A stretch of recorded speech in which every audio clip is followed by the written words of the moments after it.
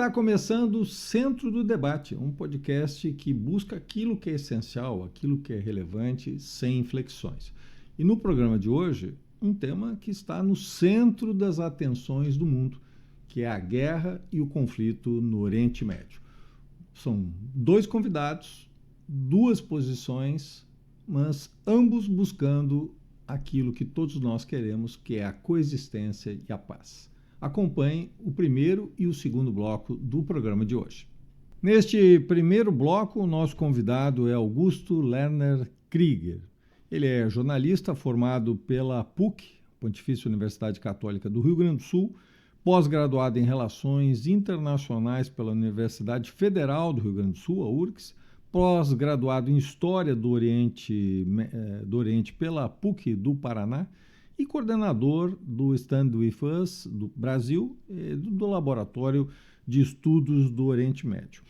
Augusto, você é um estudioso, um especialista. Eu queria que você, diante dos fatos que ocorreram, que estão ocorrendo, especialmente em Israel, na faixa de Gaza e Cisjordânia, desde o 7 de outubro, essa data fatídica de 2023, qual é o futuro dessa guerra, na sua opinião? Primeiramente, bom dia, boa tarde, boa noite para quem vai nos acompanhar no melhor horário.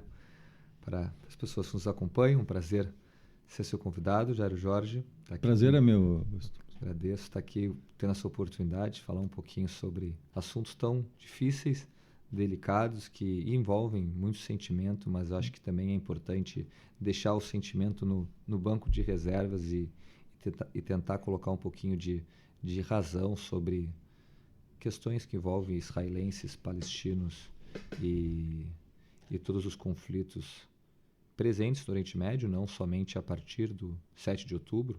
Acho que essa questão ela vem muito antes, mas acho que a gente teve um divisor de águas, principalmente a partir do 7 de outubro e todos os seus conflitos que estouraram a partir desse fato. Mas sobre a sua pergunta, eu entendo que há uma possibilidade hoje em dia, com o atual governo de Israel, não existe uma possibilidade para um caminho para vermos uma possibilidade de paz na região, assim como com o Hamas presente também na faixa de Gaza.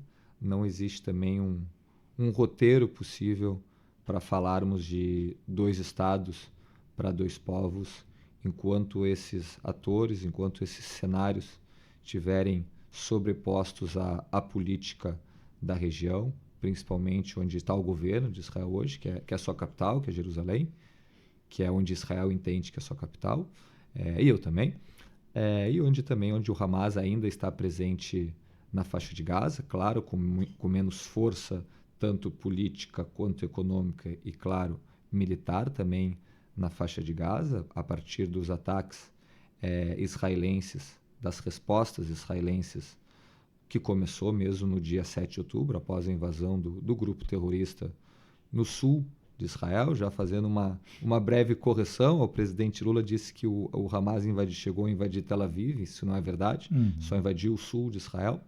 Mas eu acho que com esse cenário, com esses atuais representantes políticos mesmo de um governo ou de um grupo terrorista, no qual eu entendo que ele não vejo caminhos ou possibilidades para a paz. Somente com uma mudança de governo de Israel que entenda que a guerra precisa ter um fim, que os reféns israelenses, hoje mais de 50 reféns, entre 20 provavelmente estejam vivos e 30 se somente corpos, precisam voltar para sua casa, os ataques israelenses acabando, tendo um cessar-fogo, e também a retirada do Hamas como um agente político da faixa de Gaza na região.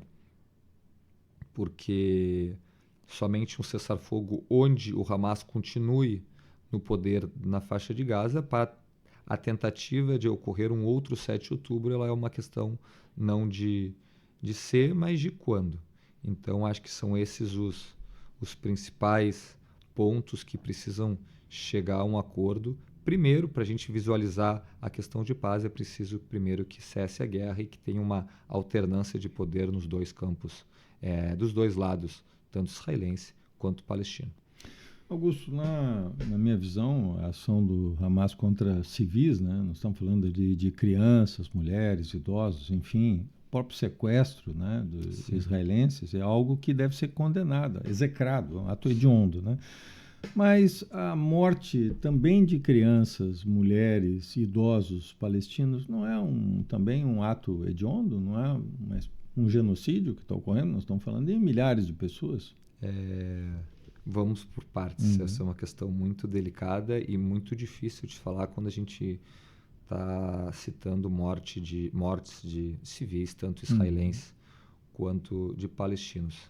No 6 de outubro de 2023, um dia antes do ataque do Hamas, é importante a gente ressaltar que havia um cessar-fogo,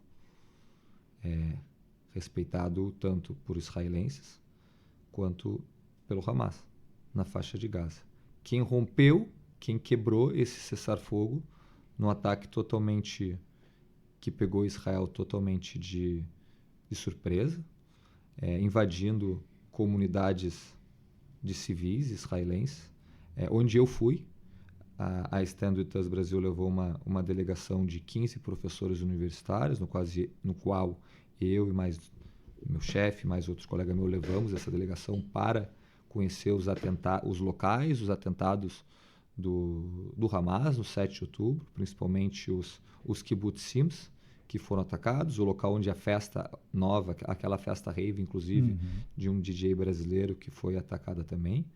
E é muito triste toda a cena que a gente conseguiu ver, casas queimadas, a gente entrando nas casas completamente destruídas, completamente...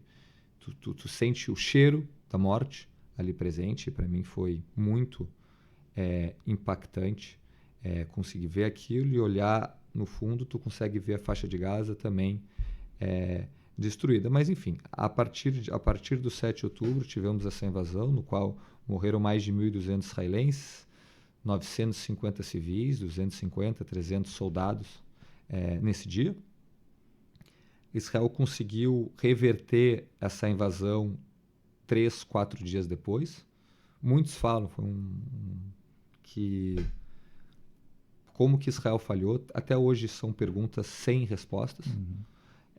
Mas o que eu ouvi de um soldado em Israel quando eu estava no país, que talvez nenhum exército no mundo fosse capaz de reverter um cenário tão desfavorável em tão pouco tempo, com a invasão de mais de 13.500 terroristas.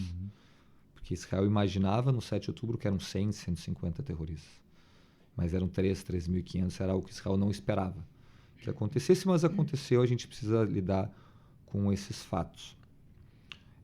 Logo em seguida, a gente teve uma resposta israelense muito forte, muito pesada, que era algo que iria ser esperado, né? por todo o ataque do Hamas, que não somente matou, ele estuprou mulheres, queimou crianças.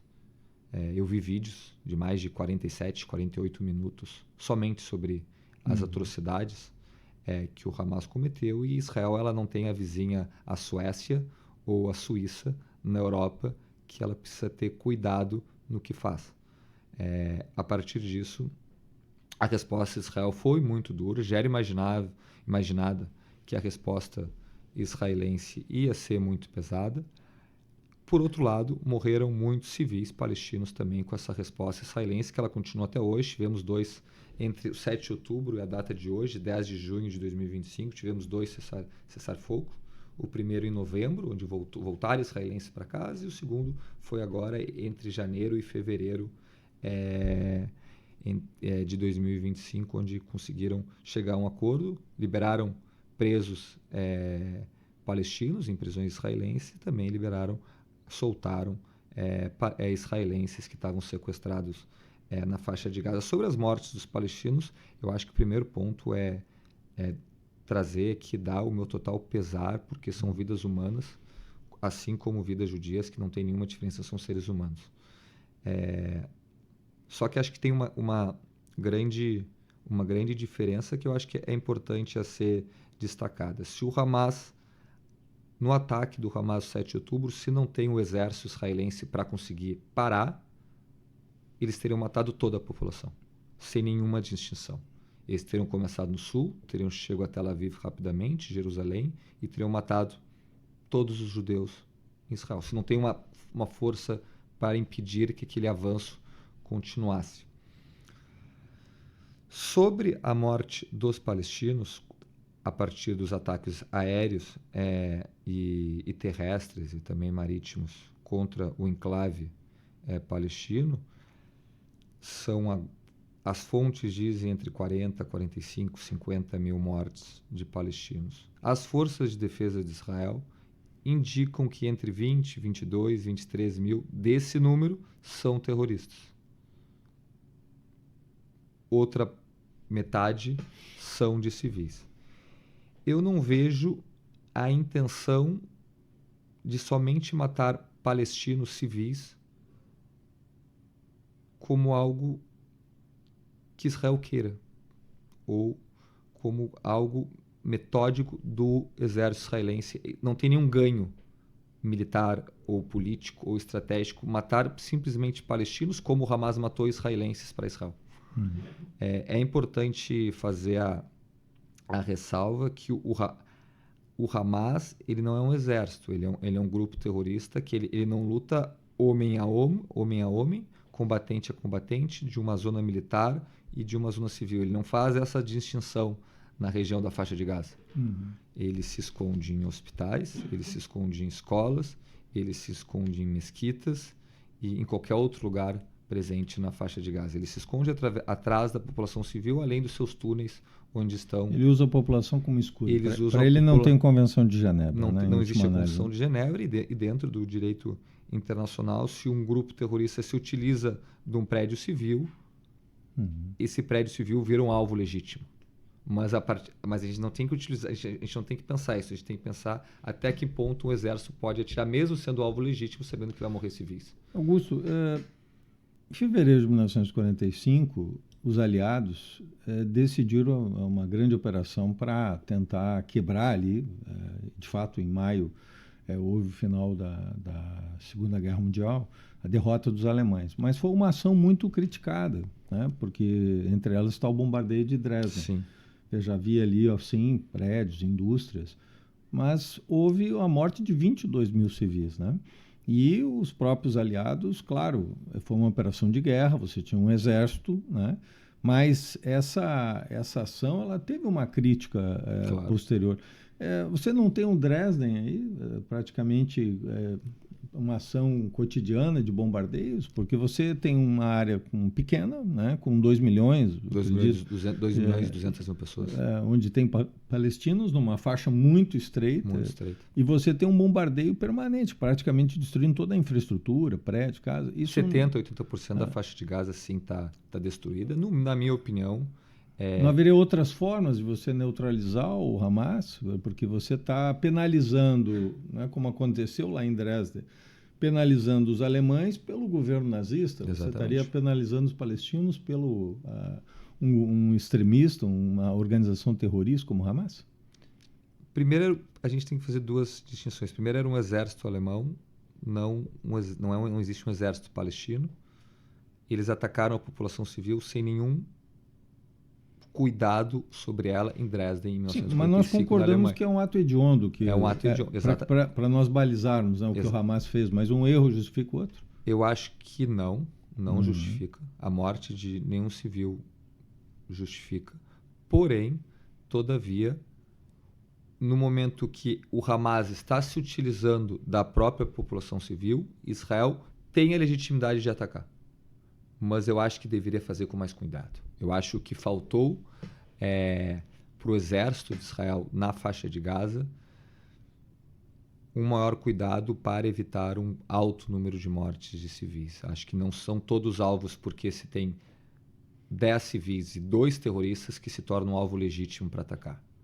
Então, eu acho que isso, no meu ponto de vista, como ser humano e como judeu também, eu acho que não se torna um alvo legítimo onde vão morrer civis. Mas, infelizmente, a gente está falando numa região do mundo que ela é muito diferente do que no Brasil, dos Estados Unidos, inclusive, ou da Europa, onde a força ela impera Se a gente for ver todas as guerras que aconteceram na região nos últimos 10 anos, guerra do Iêmen contra guerra civil do Iêmen, guerra civil na Arábia Saudita, não, desculpa, na Síria, no Iraque com a invasão norte-americana a partir de 2023. É uma região que ela é conflagrada pelos conflitos e pelo alto número de mortes na sua realidade. Na Guerra Civil Síria, de 2011 até agora, que ela começou a ter uma possibilidade de um novo governo, de uma nova Síria, morreram mais de 600 mil pessoas em 10 anos. Então, é uma região onde a força, infelizmente, ela reina e ela impera. Se Israel não tivesse dado uma resposta muito forte como ela deu, ela se mostraria fraca não somente ao Hamas, mas sim a vários atores presentes na região, como, por exemplo, o Hezbollah, no Líbano, que também teve um conflito com esse grupo, que eu acho que foi um exemplo que Israel fez que deveria ter seguido na faixa de Gaza, porque teve uma linha, uma ordem estratégica e de inteligência muito grande contra o Hezbollah, maior do que contra o Hamas. Israel matou todos os líderes do Hezbollah. O que aconteceu? 7 de outubro, o Hamas atacou. No mesmo dia, o Hezbollah, em apoio ao Hamas, começou a lançar foguetes contra o norte de Israel e era uma guerra de atrito. O Hezbollah lançava mísseis e Israel respondia, mas somente no norte israelense e no sul libanês. Até que um dia Israel acabou a brincadeira, nós vamos remover a ameaça do Hezbollah.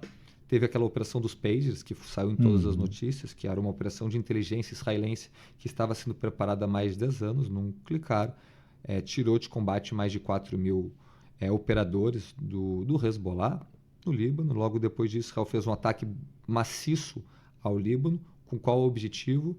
A impossibilitação da utilização de mísseis do Hezbollah, que eram mais de 120 mil mísseis, para lançar contra Israel. A partir disso, Israel matou toda a liderança do Hezbollah no Líbano. Morreram 3, 4, 5 mil civis, mas um número muito menor do que na faixa de Gaza. Então, o maior número de civis não corresponde a se ao lado certo ou errado. Tu fizeste uma comparação, acho que é boa, da Segunda Guerra. Acho que eu posso também dar uma letrinha, que morreram mais alemães na Segunda Guerra do que norte-americanos ou britânicos, mas não necessariamente a Alemanha estava certa e os Estados Unidos estavam errados. Sim, claro. Então, o número de mortes, eu acho que não significa se um lado estava certo ou o lado estava errado, mas é um número muito grande e eu acho que a gente tem que chegar urgentemente num cessar-fogo na faixa de Gaza. Com quais pontos? Primeiramente, sem sombra de dúvida, a volta dos israelenses sequestrados, o fim do Hamas como força política, não digo como fim da existência, que isso é impossível, mas o fim da remoção do Hamas da faixa de Gaza, assim como a OLP foi removida do Líbano em 1982, numa operação também israelense. A partir disso, uma mudança total de poder com a volta da autoridade palestina que controla hoje a Cisjordânia, que foi expulsa pelo Hamas em 2007, depois do Hamas vencer as eleições na região. E também o aumento, também, que eu acho que é urgente, da entrada de alimentos para a população civil palestina. Augusto, na década de 30, o mundo livre não teve uma atuação, na minha opinião, e a história registra isso, decisiva para identificar o que estava acontecendo, né? O genocídio, o holocausto que ocorreu com os judeus, patrocinados, né, pelo governo nazista. E, obviamente, quando a guerra avança e os campos de concentração são encontrados, isso gerou uma comoção.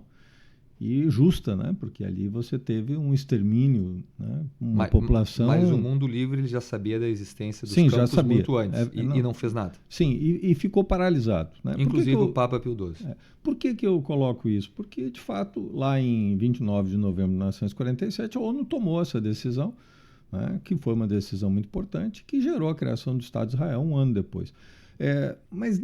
E, portanto, legítimo, porque né, os judeus é um território que lhes pertencia também, assim como também os palestinos. Exatamente. O caminho não deveria ser a criação de... Talvez o erro ali não seria a constituição de 2 estados, porque você tinha um protetorado inglês. Sim. Não seria talvez o caminho lá na origem você criar também um estado palestino, porque era um povo que também não tinha a sua nação? Vamos lá, eu acho esse um assunto muito importante. Eu acho que eu agradeço a pergunta para eu poder trazer. Esse livro que eu trouxe hoje aqui, Cartas de um Vizinho Palestino, em alguma das páginas dele, ele retrata aqui sobre a questão territorial entre israelenses e palestinos. E o que ele diz, o escritor? A total justiça para qualquer um dos lados. O que significa total justiça? Ou os israelenses ou palestinos têm o total controle da região. É a total injustiça para o outro lado. Então, os 2 lados têm que ceder para conseguir chegar a uma justiça parcial para os 2 lados. Este que é o único jeito de resolver a situação. Em 47, através da ONU, recém-fundada ONU, pós-Segunda Guerra Mundial, as pessoas se confundem bastante que ela criou o Estado israelense ou o Estado de Israel. Ela somente indicou a partilha. A partilha da região da Palestina, que era controlada desde 1918 até 13 de maio de 1948. Por quem? Pelos britânicos. Pelos ingleses, exatamente. Pelos ingleses. Era um protetorado. Era um protetorado. E antes disso, de 1500 até 1918, era o Império Turco Otomano. Então, nunca foi um país aquela. Nunca existiu o país Palestina, nunca existiu a nação judaica, mas não existia Israel, de fato, mas existia uma nação judaica muito antes até serem expulsos pelos romanos. No ano 70 depois de Cristo, teve essa fuga dos judeus pelo mundo, a diáspora judaica, que foi para os países árabes, foi para África, onde tem os judeus etíopes, foi para a Europa e veio para o Brasil, onde eu estou aqui hoje. A partir disso, teve a divisão da região da Palestina, presidida por um brasileiro, Oswaldo Aranha, inclusive, onde é o nome da avenida ou rua, acho que rua... Avenida Oswaldo Aranha, aqui no bairro Bonfim. Um grande político brasileiro, gaúcho, né? Exatamente. E teve a divisão da região em 2 estados. Um estado judeu e um estado árabe. Não falava o nome Israel e não falava o nome Palestina. E só trazer um outro ponto que eu acho que é importante. Da onde que vem o nome Palestina? O nome Palestina vem quando os romanos expulsam os judeus depois de 70 depois de Cristo. Acho que é importante trazer esse relato. E naquela época os judeus tinham um povo inimigo que se chamava os filisteus. E com mais uma forma de humilhar os judeus quando eles foram expulsos, eles adotam o nome de Filistim. A partir daí vem o nome Palestina naquela região. E fica até o final do Império Britânico, de 13 de maio de 48. Por isso que Israel declara sua independência no dia 14 de maio, porque o 13 de maio é o último dia de mandato do Império Britânico naquela região.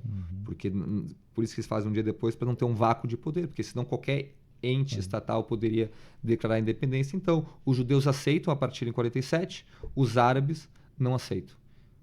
Temos uma guerra civil de 47 a 48, Israel declara independência. Os árabes não declaram no seu possível estado, onde tinham feito a região da partilha. A partir disso, a gente tem uma guerra de independência entre Israel e vários países árabes. Palestinos são expulsos da terra, de cidades onde se torna Israel. Mais de 500 mil palestinos são expulsos, mais de 500 mil judeus são expulsos de países árabes onde eles estavam há mais de 13 mil anos, por exemplo, Síria, Iraque, Egito, Iêmen e outros países do Oriente Médio. A gente tem esse conflito acentuado desde lá. Para a gente fechar, são 2 questões que eu gostaria de abordar para a gente poder rapidamente fechar o nosso bate-papo. Em 13 de setembro de 1993, nós tivemos 2 grandes figuras, né? O Rabin e o Arafat, naquele gesto. Na época, o Bill Clinton era o presidente dos Estados Unidos, que foi os acordos de Oslo, e aquele aperto de mãos, né? Hoje parece impensável isso, né? Nesse momento, você ter uma ação como o que ocorreu lá em 93. Passados esses 32 anos, essa cena ela pode se repetir na tua avaliação? O Oriente Médio, às vezes em uma semana, parece que se passou um ano de tantas coisas que acontecem. Agora é impensável, tanto pelos palestinos quanto pelos israelenses. Mas no Oriente Médio as coisas acontecem mais rápido do que acontecem aqui. A gente nunca imaginou que o regime sírio, por exemplo, depois de fosse ruim em uma semana. Algo inesperado, né? Então, eu sou muito realista, algumas vezes eu sou pessimista, mas eu ainda gostaria muito de poder ver uma possibilidade de israelenses e palestinos juntos, conversando, negociando um Estado de Israel ao lado de um Estado palestino. Naquela época a gente vinha pós primeira intifada, que ela aconteceu de 87 a 93. Então a gente já vinha de um primeiro desastre entre israelenses e palestinos. E pós esse desastre a gente começou a ver negociações. Foi um sinal de esperança. Foi um sinal de esperança. Foi a primeira vez que os palestinos se autogovernaram naquela região. Nunca existiu um governo palestino governando palestinos nas regiões A e B da Cisjordânia, onde que é o controle. A região da Cisjordânia é dividida em 3 partes. A região A, que é de controle político e militar palestino, que é onde está a autoridade palestina de Mahmoud Abbas. Região B, onde tem o controle político palestino e o controle militar israelense. E a região C, onde está a maioria dos assentamentos, que é o controle, que é onde faz a fronteira com a Jordânia. Que Israel precisa controlar a fronteira para ver o que entra ou não entra da Cisjordânia. Então, onde estão assentamentos e controle político, civil e militar israelense. Eu gostaria muito de ver isso. Infelizmente, eu não posso dizer ser positivo, que vejo possibilidades de paz hoje. Acho que é necessária a troca de... Como eu comecei falando e termino falando disso, isso é muito importante. Uma alternância de poder em Israel. O atual primeiro-ministro está no poder há mais de 15 anos. Teve 1 ano e meio de saída, mas logo depois ele voltou com a queda do governo. Foi a primeira vez que teve árabes israelenses, muçulmanos israelenses, num governo de coalizão. Não no parlamento. No parlamento eles estão presentes, mas estou falando num governo de coalizão. O meu ideal é que tivesse essa saída do governo de Israel, do atual governo de Israel, a remoção do Hamas da faixa de Gaza e tivessem líderes dos ambos os lados que estivessem aceitando conversar para, quem sabe, um dia se repetir a cena que aconteceu em Washington, nos Estados Unidos, em Camp David. Augusto, para a gente fechar nosso bate-papo, eu vejo com muita preocupação essa questão do crescimento do antissemitismo, né? Há também o crescimento do anti-islamismo. Islamofobia também. Islamofobia. Mas veja, um tema que eu gostaria de ver a tua reflexão é que lá na década de 30, a extrema-direita ela colocou os judeus como se fosse o centro, os arquitetos da crise global, né? Sim. É claro que os judeus viveram inúmeras perseguições na história, né? Mas nesse particular se criou uma máquina para exterminar, né? Do Holocausto, campos de concentração, né? Toda uma estrutura de Estado liderado por Hitler, né? E os seus comandados para perseguir, matar, exterminar, né? Foram 6 milhões de judeus. O que mudou efetivamente? Porque hoje a extrema-direita ela apoia Israel, ela apoia os judeus ou ela apoia o governo de Israel? O que mudou efetivamente? Porque nós temos uma realidade lá na década de 30 e hoje é outra. Vou começar com o antissemitismo. O antissemitismo é que nem um vírus, que ele é mutável. Se a gente for pegar a primeira Inquisição em 1490 na Espanha, os judeus eram perseguidos por causa da sua religião. No maior genocídio, o Holocausto, eles não foram perseguidos por causa da religião judaica, mas sim por causa do povo judeu, das características do povo judeu. Então, o antissemitismo ele vai se alterando com o passar dos tempos. Então, primeiro era a questão da religião judaica, depois a questão do povo ariano, que o povo judeu não se enquadrava naquele aspecto pelo regime nazista.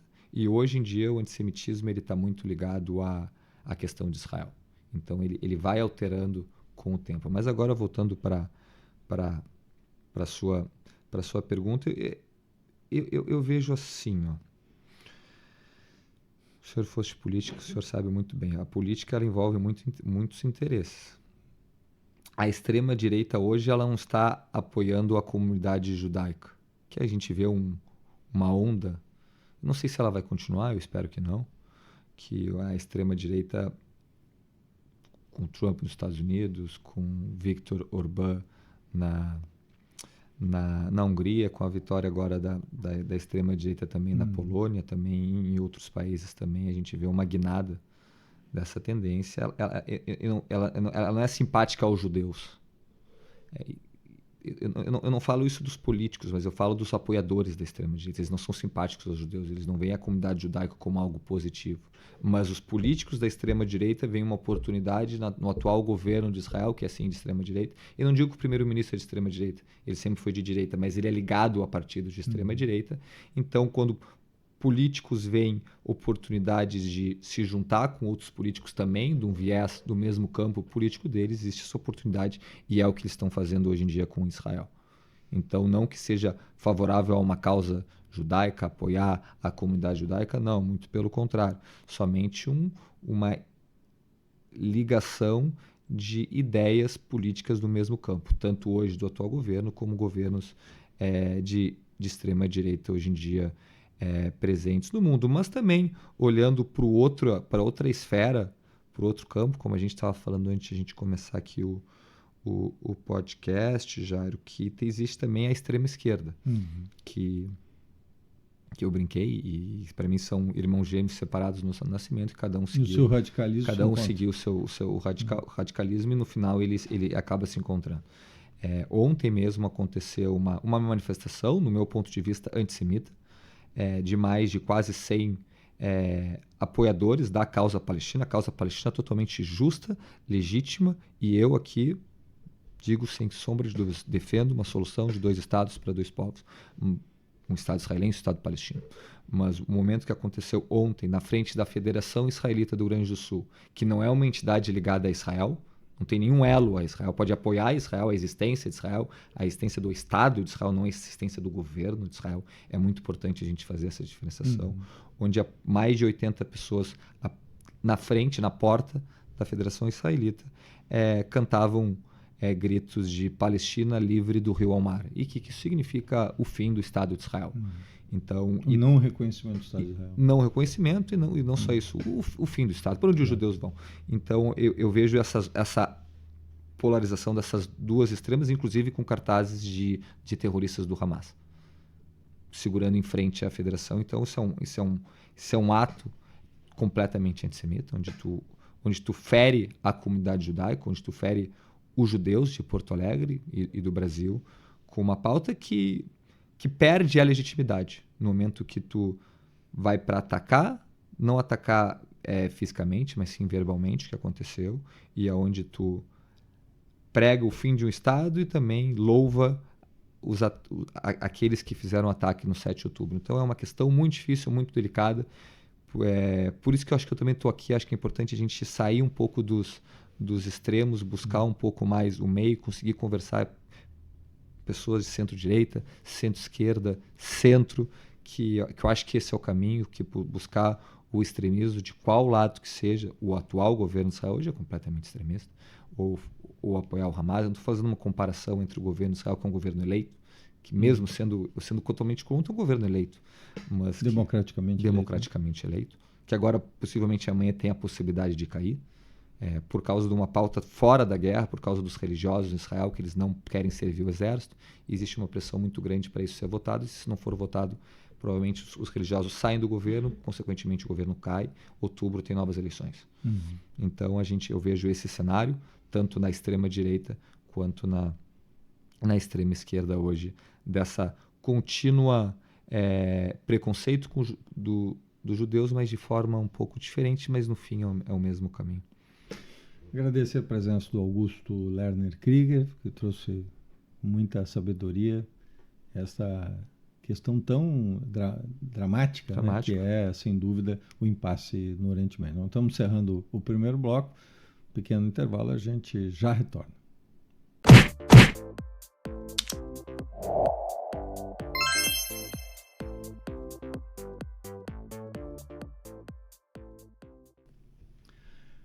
Neste segundo bloco do nosso podcast Centro do Debate, o nosso convidado é Ashraf Baja. Ele é formado em Relações Internacionais pela SPM, a Escola Superior de Propaganda e Marketing. Empresário de origem palestina, com raiz na Cisjordânia, ele é um internacionalista brasileiro e criador de conteúdo nas redes sociais, especialmente sobre geopolítica e conflitos internacionais. Diante dos fatos que ocorreram, né, especialmente ali a partir do dia 7 de outubro, o que vem ocorrendo hoje, seja em Israel, na faixa de Gaza ou na Cisjordânia, na tua opinião, qual é o futuro dessa guerra, desse conflito? Primeiro, Jara, muito obrigado pelo convite, pela oportunidade de estar aqui falando sobre isso. Eu vejo cenários não tão otimistas, infelizmente. Eu acho que depois do 7 de outubro, o sentimento de ódio de ambos os lados, infelizmente, tende a aumentar e, pelo que a gente tem visto, a extrema-direita israelense tem fortalecido cada vez mais um discurso de limpeza étnica e de apropriação de terras também na Cisjordânia, né? Nem estou falando de Gaza agora. Então, infelizmente, eu vejo que a única forma de sairmos disso é uma mudança de dentro para fora, né? E essa mudança de dentro para fora tem que vir principalmente de Israel, né? A gente está falando de um país que tem um poder bélico impressionante, tem capacidade de investimentos impressionantes e a gente precisa ver movimentos saindo de dentro de Israel para que tenha um futuro pacífico em ambos os lados, né? Porque é com eles que está o poder, querendo ou não, de parar de fazer o que estão fazendo. Inclusive, tem movimentos incríveis que surgiram em Israel e se fortaleceram depois do 7 de outubro, como o Standing Together, que são grupos de coletivo entre judeus e palestinos e árabes de Israel, que estão juntos lutando contra tudo que o governo de Israel faz. Porque a gente está vendo, né? Os reféns não saíram nunca, infelizmente não retornaram, e os esforços poderiam ter sido feitos de forma diferente, né? A gente sabe a capacidade do governo de Israel de, quando eles querem, eles conseguem. No Líbano, a gente viu que em 2 semanas eles conseguiram matar o líder do Hezbollah, e eles têm a capacidade militar e bélica para resolver os conflitos. E, infelizmente, a gente não viu isso.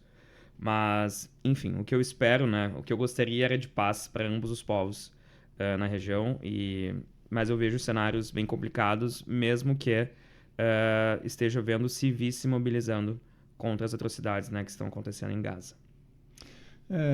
Eu vejo com muita tristeza o que está ocorrendo, especialmente com a morte, né, de milhares de crianças, sim, mulheres, idosos palestinos, né? Uhum. Nós temos ali uma faixa estreita, um território pequeno, com mais de 2 milhões de palestinos, né? Uhum. E eu entendo, obviamente, que ali você tem crimes de guerra quando você restringe alimentos, por exemplo. Nós tivemos aí semanas e semanas, meses, com restrição de entrada de alimentos, que é uma questão básica humanitária, né? Uhum. Isso está inclusive na Convenção de Genebra. E entendo que quando você destrói casas, praticamente todas as casas e prédios estão sendo destruídos, e a morte de civis é um genocídio.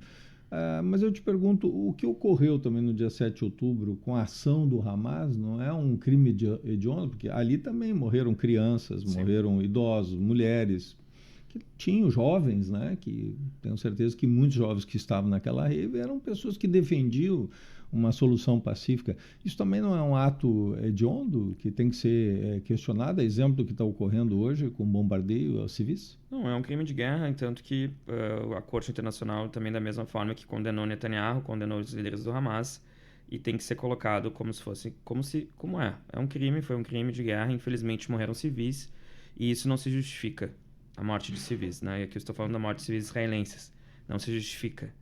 Mas é importante que a gente se questione, e aqui não é uma defesa ao Hamas, é colocar as cartas na mesa. Quem é o Hamas? Da onde que eles vieram? Né? A gente precisa falar que a faixa de Gaza ela é formada por palestinos dissidentes da Nakba, que vieram de 47, 48 de territórios como Haifa, Yafo, Tel Aviv, e todos eles foram vindo sendo deslocados até a faixa de Gaza. Em 87 que o Hamas surge. E antes disso a gente já via atrocidades acontecendo nos territórios palestinos e limpeza étnica do povo palestino.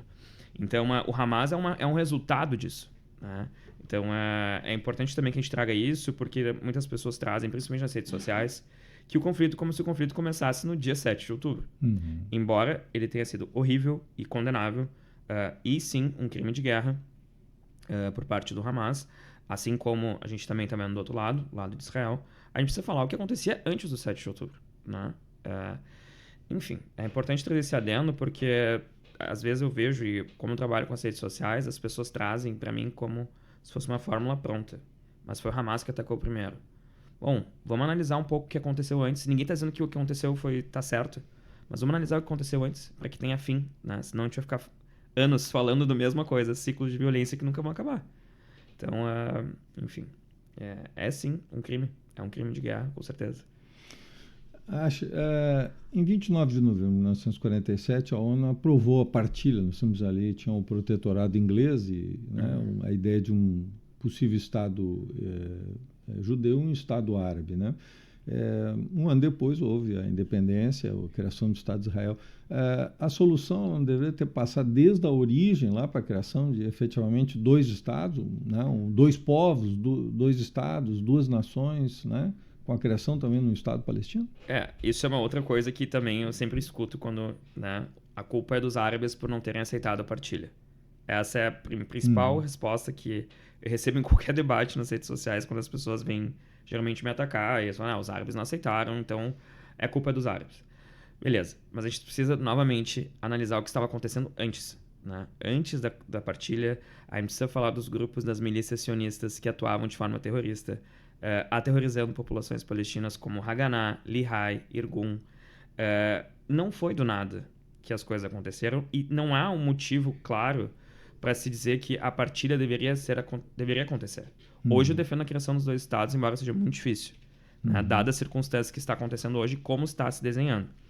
Mas eu entendo que naquele momento o problema foi construir um território para uma população que era menor, para a maior parte de terras, né? Então eles ficaram, na partilha foi uma divisão desigual para uma população que era minoria e que acabou vindo, né, da Europa por causa do período que a gente viveu durante o Holocausto, a perseguição do povo judeu na Europa, e muitos foram chegando. E o problema, Jairo, não é o povo judeu estar lá. Isso tem que ficar muito claro, porque também é outra distorção que fazem quando falam da causa palestina, que os palestinos, e claro, eu não estou falando por todos aqui, mas o problema não são os judeus, né? A religião judaica é a mais antiga das monoteístas. A sua ancestralidade também está conectada com aquela terra. Ninguém disse que isso não é verdade. Você vai para Jerusalém, não sei se teve oportunidade de ir para lá, mas eu fui algumas vezes e toda vez que eu entro lá é uma coisa... A energia daquele lugar é uma coisa absurda, né? Uma energia boa, né? A gente está falando de 3 maiores religiões monoteístas do mundo. E nós, os cristãos e os muçulmanos, viemos da religião judaica em certa medida, né? A gente, claro, tem costumes e ritos muito parecidos.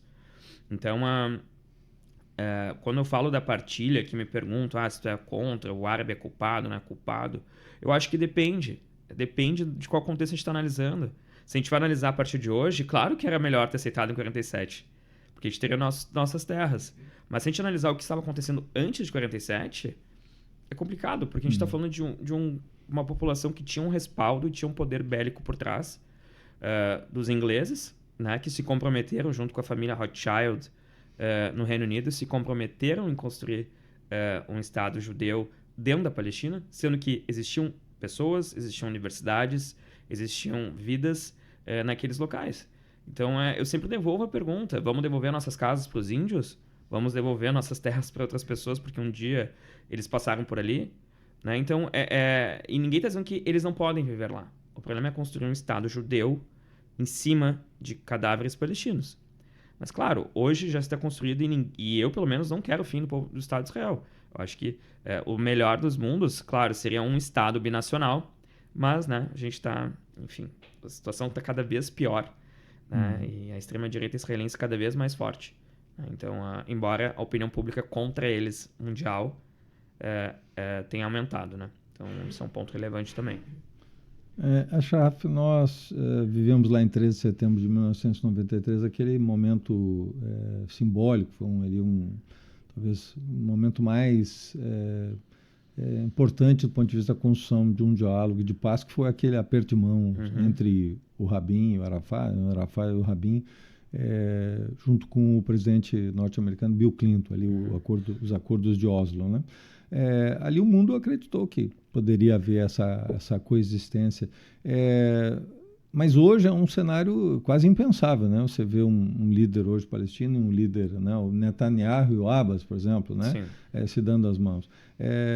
O que deu errado nesse processo, na tua opinião? De novo, o extremismo, né? Porque o Rabin, ele tentou... Os dois lados cederam, né? O Arafat cedeu no sentido de reconhecer o lado israelense e Israel reconheceu a existência dos palestinos.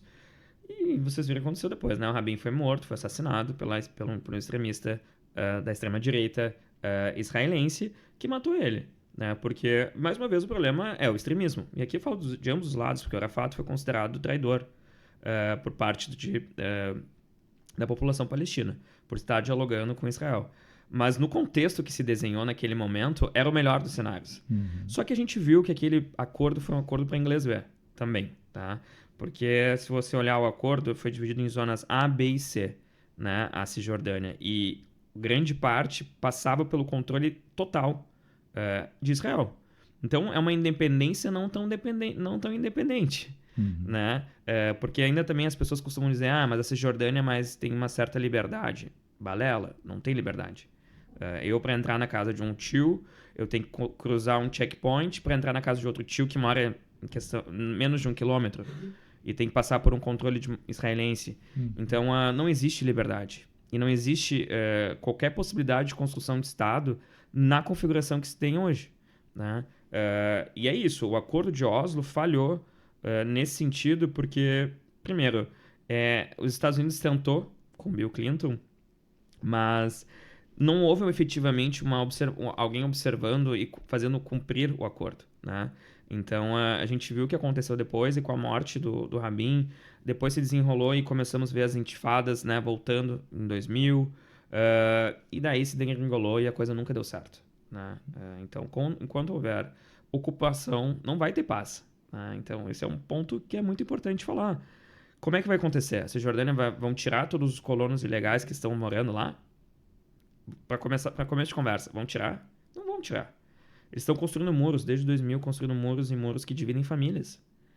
Como vai ter um Estado dessa forma? Então, eu acho que o acordo ele falha nesse sentido, com o extremismo tendo muita força naquele momento, quando mata o Rabin, que, enfim, foi um dos líderes israelenses que mais tentou, de alguma forma, criar uma conexão para viver em paz, né? Mas, enfim, ambos foram considerados traidores, nos dois lados. E eram dois guerreiros também, né? São dois militantes que antecedeu aquele período do Acordo de Oslo, a Intifada, que foi um conflito, os massacres que ocorreram também em campos de refugiados palestinos. Você teve ali uma exacerbação, né? Esse episódio está se repetindo hoje, né? Você também tem uma exacerbação hoje, né? Mas eu te pergunto exatamente sobre essa questão, porque tu tens as raízes da família na Cisjordânia. A Cisjordânia está vivendo hoje uma aceleração desses, né, assentamentos, né? E isso inviabiliza, portanto, a construção de um Estado independente. Você não tem hoje um território contigo, né? Não tem uma conexão territorial. Não tem. Na verdade, são pequenas as cidades e as localidades, as pequenas vilas são ilhas, né? Isso. É isso, né? Exatamente isso. Para entender um pouco, né, para quem está nos acompanhando, entender qual é a situação lá, né? Aquilo que você falou, você tem ilhas entre cidades e localidades, né? Você tem, e entre uma localidade 8, você tem o comando do exército israelense, é isso, né? Ilha é a melhor descrição, porque eles ficam isolados entre comunidades, né?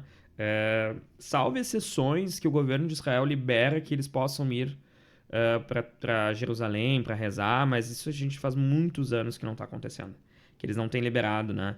Daí as pessoas também erroneamente trazem, mas os árabes vivem bem em Israel, os árabes têm possibilidade de viver em Israel.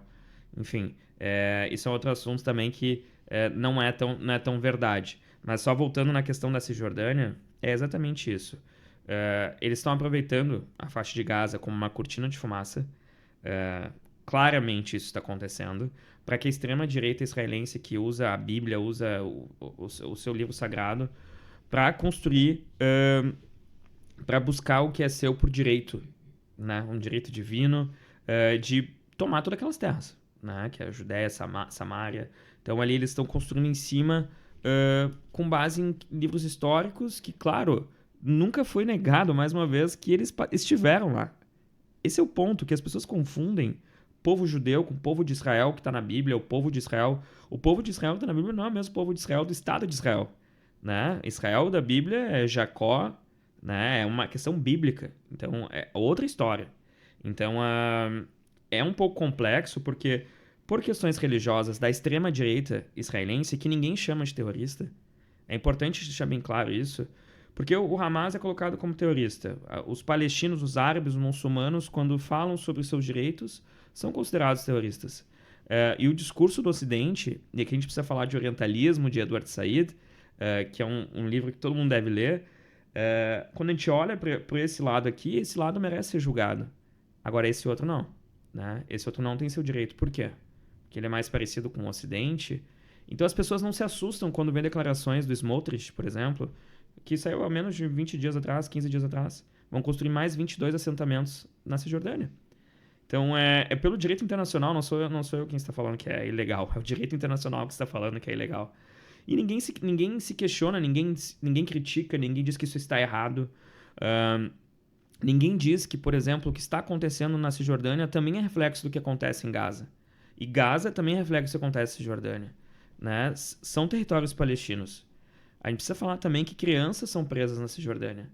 Né? Crianças são presas, é o único lugar no mundo que crianças são presas de forma administrativa e passam 20 anos, 15 anos e ficam lá. Israel ainda usa na Cisjordânia leis coloniais, leis herdadas pelos britânicos. Né? Então, é um absurdo que a gente esteja vivendo isso ainda e que as pessoas não façam conexão. E, mais uma vez, denunciar isso não é desejar o fim de Israel ou desejar o fim do povo judeu. É uma parcela que é grande, por sinal, mas do campo político israelense que fomenta tudo isso e que aceita tudo isso. O que o Hamas fez foi um presente para o governo Netanyahu. Por mais que Israel esteja perdendo a sua opinião pública, a moral que tinha, era o que eles queriam. Eles precisavam daquilo. Então, enfim, é complicado. A Cisjordânia é um ponto muito sensível e muito complicado. Tem sido noticiado, claro que pontualmente, mas muitos ataques de colonos judeus à comunidade, né? Recentemente teve aquele episódio do cineasta, né? Daqueles que foram autores daquele documentário, daquele filme, né? Sobre a questão do território, né? Na Palestina.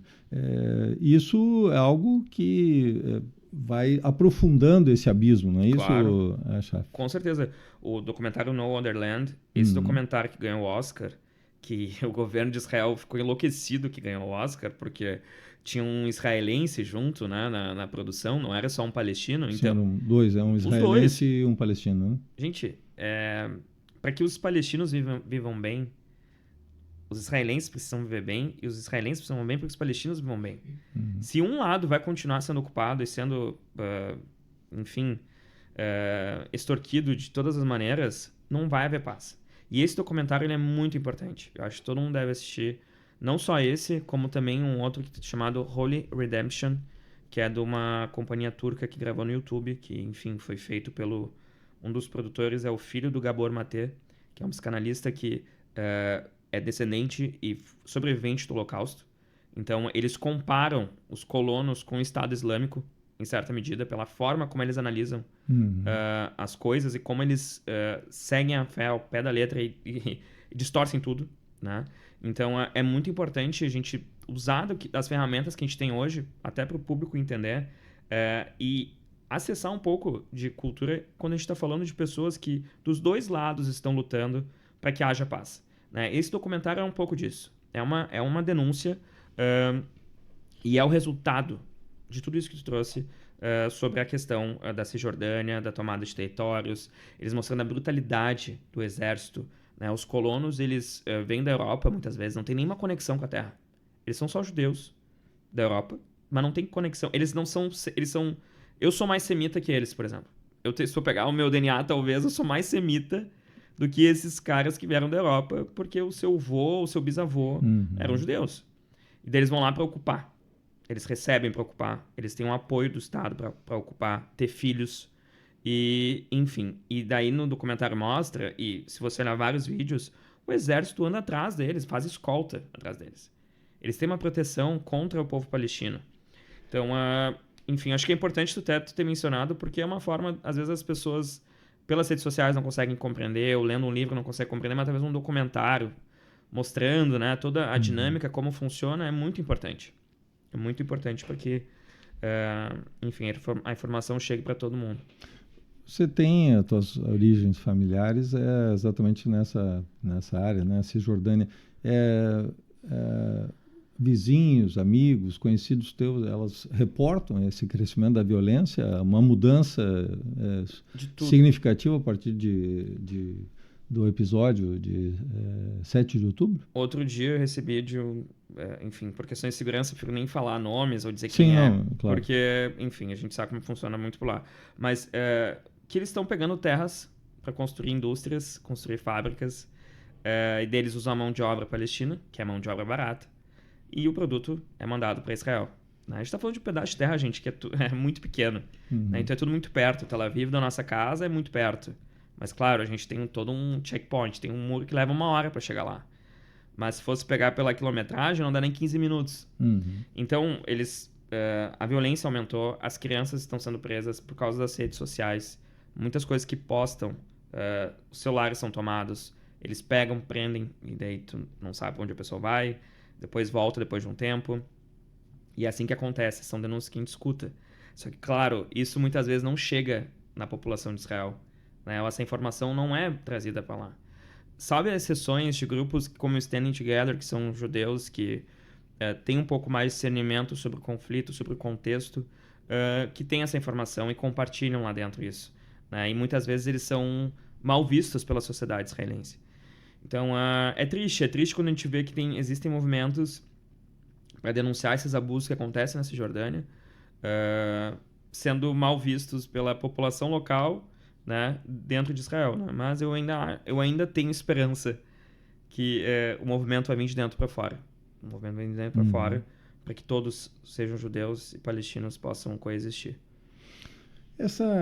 Esse conflito ele também recolocou algumas questões, né, na ordem do dia hoje, o antissemitismo, né, então o crescimento do antissemitismo, mas também do anti-islamismo, islamofobia, ou mesmo, né, um sentimento anti-árabe.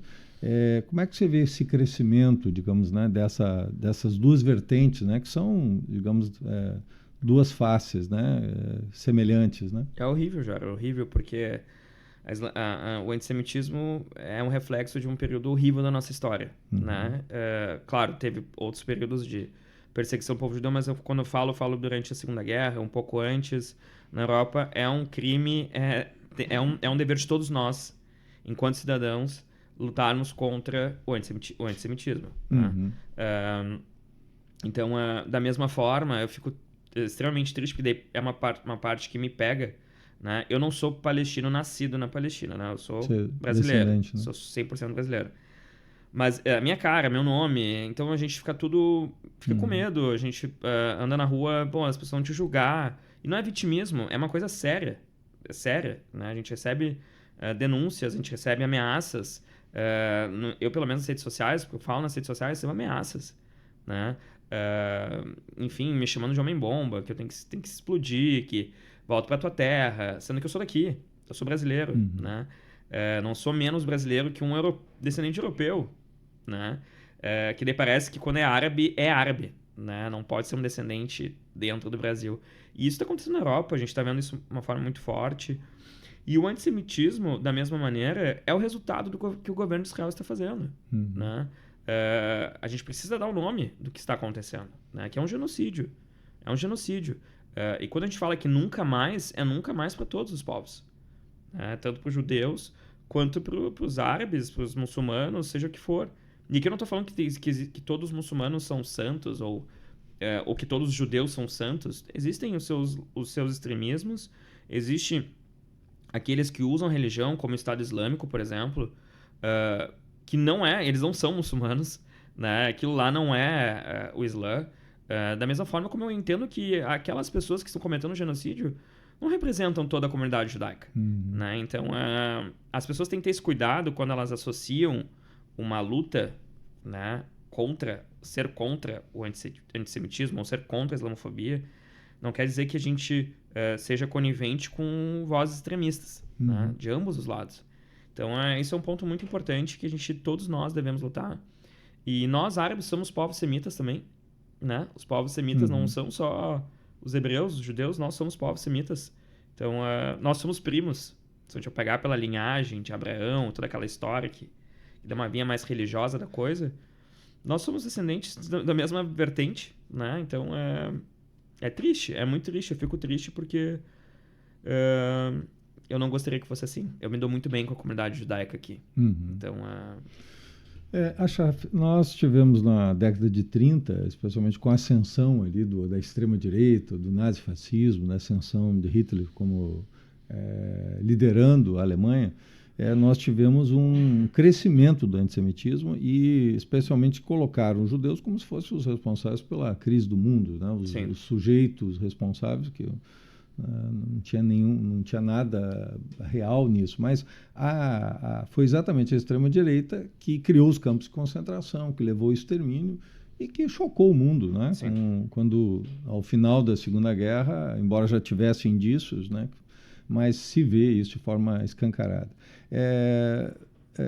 Na medida que você tem, né, todo esse episódio, você tem toda né, esse conflito, né, que está havendo lá. Como é que você vê hoje a extrema-direita, né, apoiando, por exemplo, o Estado de Israel, apoiando o governo de Israel? Quer dizer, a mesma extrema-direita que patrocinou, ela deixou de ser antissemita ou é apenas um apoio ao governo, que é um governo também de direita ou que tem participação da extrema-direita? Isso aí é um debate muito interessante, Jairo, porque muitas pessoas buscam tentar compreender, né?